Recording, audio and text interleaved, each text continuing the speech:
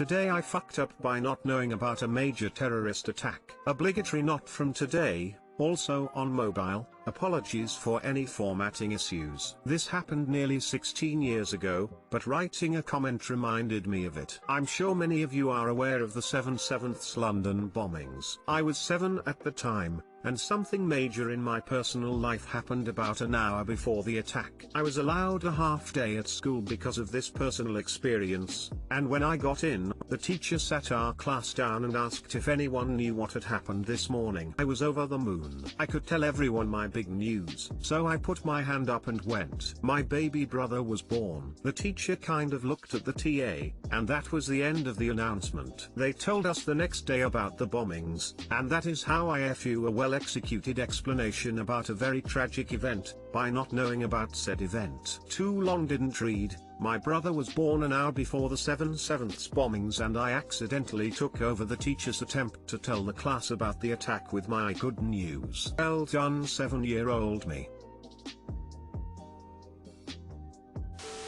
This is wholesome as fuck. Congratulations on having a brother. I hope the two of you are tight AF, bro fist. Thanks. We have a good relationship, but with a 7-year age gap, it does make it difficult to find things to bond over at times. Like, I've been in the world of work, for almost the entire time he's been doing secondary school, but we find things. Wholesome FU in the end. Only thing you FU is not calling it 7/7/7, because you were 7 too. Believe me, the amount of times I say my bro was born the 7th of July 2007 by accident lol.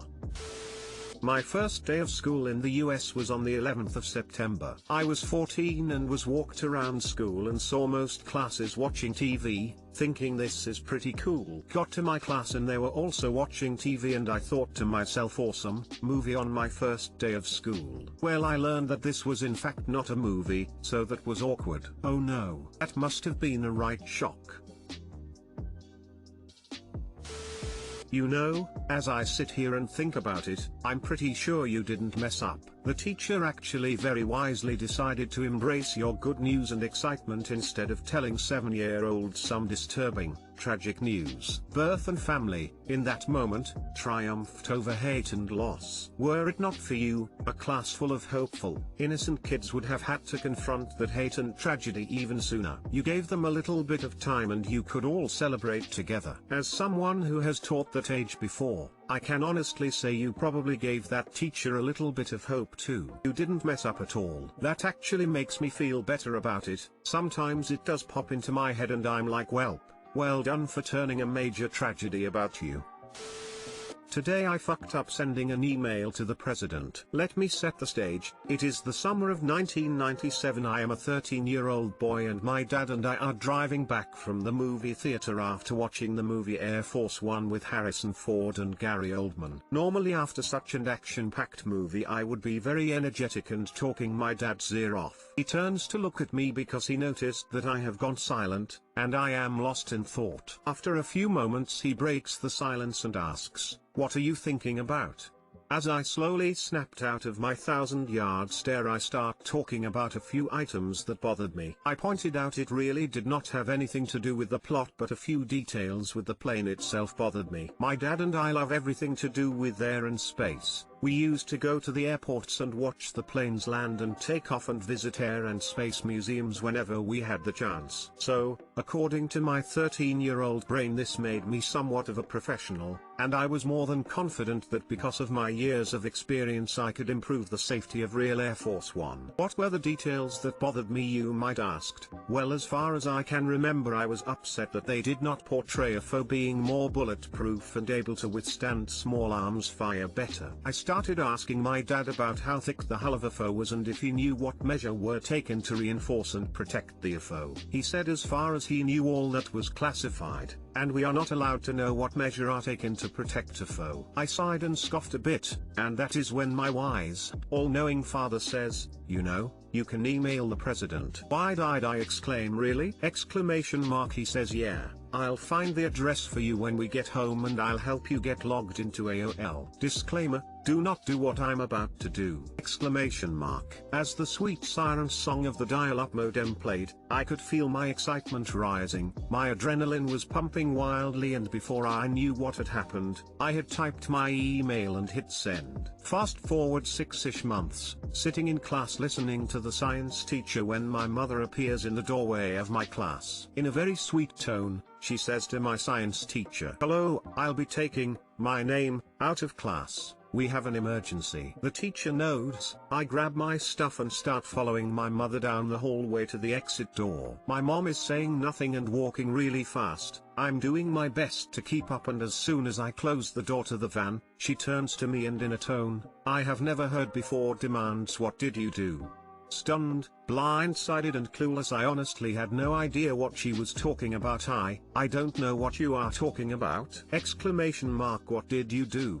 She said again, still stunned. I say, "Mom, I don't know what you are talking about!" Exclamation mark. Still upset but not yelling anymore. "Did you write a letter to the president?" Now, if this was a 90s style sitcom, you would have heard a record scratch to a stop, and I'd break the fourth wall and look at the camera as I said, "Oh yeah." She says, "The chief of my hometown police and a Secret Service agent are sitting in our living room right now. What did you do?" I just sat there speechless. My mom tells me all the details of what happened, but honestly, I really do not remember because my head was spinning. All I remember, she says something about how she convinced them to allow her to go get me from school rather than them pulling up to our house, and there are two unmarked blacked out SUVs with government plates. So needless to say I got a huge reality check very quickly. Walking into the house, I see two very large men in suits sitting at our dining room table. They stand and introduce themselves and motion me to sit with them at the table. I sit down and the Secret Service agent tells the chief of police that he was fine, and that the chief is welcome to leave. The chief passes behind my chair on his way out. Me puts his hand on my shoulder, gives it a squeeze and says, "Good luck." "Good afternoon, I'm Agent Lee. I work for the United States Secret Service." Shows me his ID again and hands me his business card. "I'm here today to talk to you about an email that you sent to the president." I slowly nod. He goes on to tell me more about his current position and his past posts, and how he protected a few different presidents but is now working out of the local field office checking all potential life threats against the president. Again, I slowly nod. He says, "I was called out because of the email you sent, and it had been red flagged. The president will be coming into town in a few months and I am part of the advanced team checking leads. Let me start by reading your email back to you and then we can talk about why I'm here." Opening the folder that has been in front of him this whole time, I see several pages. The top page has my picture and info on it, then he shuffles a few pages and I see my email with lots of highlighting. He slides the page out, holds it up and starts reading. "Dear Mr. President, I am well aware that Air Force One isn't bulletproof, and if someone were to get a lucky shot it could mean your life." He stops and looks at me, raises his eyebrows, then he continues to read and pointing out a few more red flags. At this point I knew I screwed up bad. After finishing reading my own words back to me, he slides the letter back into my folder. He asked me a few follow-up questions and finished with, "Now, Mr. my last name, after meeting you and rereading the letter with you and taking into consideration your answers to my questions, I don't think you are a threat. I also believe that your letter was written from a place concern and not one of malice. But be warned, your file will be on record with Secret Service forever and your file will not go away when you turn 18. Lastly, if you ever email the president anything like this again, we will take federal action against you." He stands up, shakes my hand, thanks my mother, and starts to leave, but stops, turns to me, and says, "You should keep this to yourself. No need giving yourself unwanted attention." After he leaves and my mom drives me back to school, I'm walking into the school during my lunch period and I see my table full of my friends. I run over to it, slap my hands down on the table to get everyone's attention and say very excitedly, "You'll never believe what just happened to me!" Exclamation mark. That Christmas I received a Christmas card from the president. It thanked me for writing and how he loves to hear from his young constituents. My dad started laughing and with a smile said, "You know why you got that Christmas card, don't you?" I shook my head no. "They wanted to remind you that they are watching." To further remind me about my mistake, my parents had the business card and Christmas card professional matted and frame and gifted it to me. I still have it and hang it in every house I have lived in to this day. Too long didn't read. Tried to send an email of concern to the President of the US and was visited by the Secret Service for red flags and threats. Link to the photo of the Christmas card and business card.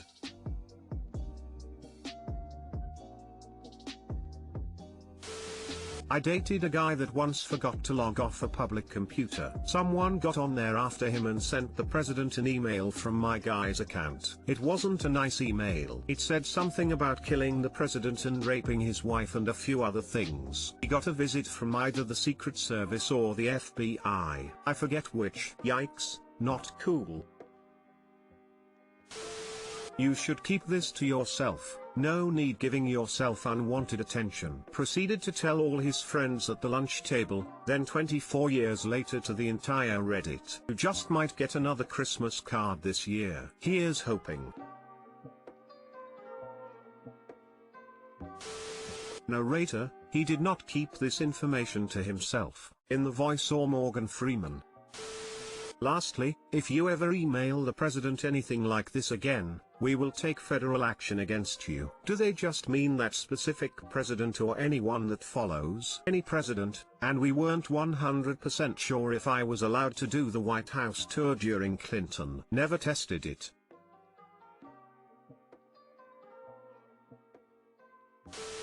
What does it feel like to be considered a threat by the government of the United States of America when you're only 13? Did you ever seen the movie Enemy of the State with Will Smith and Gene Hackman? Nothing like that, lol. I was just so surreal, and I really didn't understand the depth of what happened to me until later in life.